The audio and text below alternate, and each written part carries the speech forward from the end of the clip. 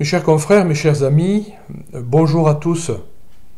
Par cette première vidéo, je veux rejoindre chacun et chacune d'entre vous. L'épidémie de coronavirus nous pousse à être imaginatifs et créatifs dans beaucoup de domaines, en particulier celui de la communication. Garder et entretenir les liens entre tous est essentiel et, je dirais même, vital. Je pense du coup à ceux qui sont encore plus isolés parce qu'ils ne sont pas familiers, qu'ils n'ont pas l'usage habituel ou même facile de l'Internet. Alors, quelques nouvelles. Je vous adresse ces quelques mots depuis la rue du Regard à Paris, siège de notre maison provinciale. Nous y sommes 10 prêtres confinés depuis 2 semaines aujourd'hui. Notre vie communautaire s'accommode tant bien que mal des contraintes imposées par la menace de la maladie qui, pour l'heure, ne touche aucun d'entre nous. Avec l'aide de notre économe provincial adjoint, M. Noailles, nous nous sommes organisés pour les approvisionnements essentiels. Les autres membres du personnel, quant à eux, sont chez eux de toute façon, mais soit en chômage technique, soit en télétravail pour ceux pour qui c'est possible. Pour le reste, chacun de nous reste sagement chez lui et travaille, les étudiants en lien avec leurs professeurs, nos 2 candidats, les autres dans nos bureaux, comme nous le ferions, une heureuse journée sans rendez-vous. Sauf qu'à force d'accumuler les heureuses journées sans rendez-vous, le temps finit par être bien long pour nous comme pour tous. Le moral des troupes est bon cependant, et entre les offices et les repas partagés, je dirais même que notre vie communautaire y est pour l'instant plutôt gagnante.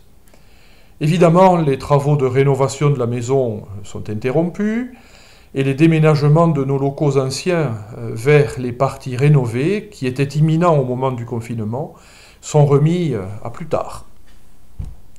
Hier, j'ai reçu un message du recteur du grand séminaire de Hue au Vietnam. Il m'annonçait que le séminaire a fermé ses portes et renvoyé chez eux tous les séminaristes. L'archevêque de Hue est venu présider la messe de clôture de l'année académique. Désormais, en effet, les séminaristes ne reviendront qu'à l'automne. En Afrique, la situation ici et là est en train de devenir semblable. À Issy-les-Moulineaux, les séminaristes ont été renvoyés dans leur diocèse et l'équipe des formateurs restés sur place continue de travailler et d'assurer le lien avec eux, avec toute la communauté désormais donc en diaspora. Les professeurs donnent leurs cours, les directeurs spirituels et les tuteurs sont en contact régulier avec eux, avec les séminaristes. Le supérieur envoie les lectures spirituelles enregistrées en vidéo et organise même des vidéoconférences de l'ensemble de la communauté. Le conseil se réunit tous les jeudis et poursuit donc son travail de formation et de discernement, espérant pouvoir reprendre avant l'été. À la paroisse Saint-Sulpice, ils sont 20 prêtres confinés au presbytère. Le Père Lacroix m'assure que les troupes tiennent bon.